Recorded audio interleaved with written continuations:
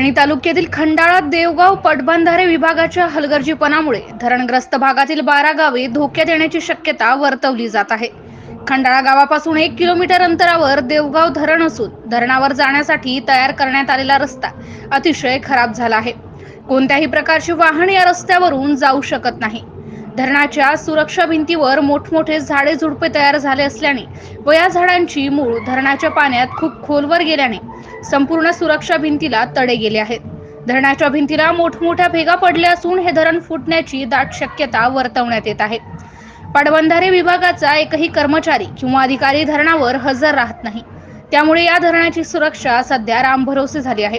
पाटबंधारे विभागाने तात्काळ दखल घेऊन खंडाळा धरणावर जाण्यासाठी रस्ता दुरुस्त करून धरणाच्या परिसरातील व सुरक्षा भिंतीवरचे झाडे झुडपे तोडून भेगा पडलेल्या ठिकाणांची दुरुस्ती करण्याची मागणी परिसरातील ग्रामस्थांच्या वतीने करण्यात येत आहे। MCN न्यूज मराठी करिता सुरेश जाधव, खंडाळा, आर्णी। सरपंच ग्रामपंचायत खंडाळा। मी स्वतः MCN न्यूजला माहिती देत आहे। खंडाळाच्या गावापासून 1 किलोमीटर अंतरावर देवगाव धरण आहे। जाण्यासाठी रस्ता खूप खराब आहे आणि सुरक्षा भिंतीवर मोठे मोठे झाडे झुडपे झालेली आहे।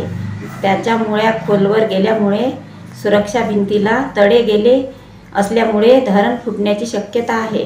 तरी पाटबंधारे संबंधित कर्मचाऱ्याने दखल तत्काळ घेण्यात यावी।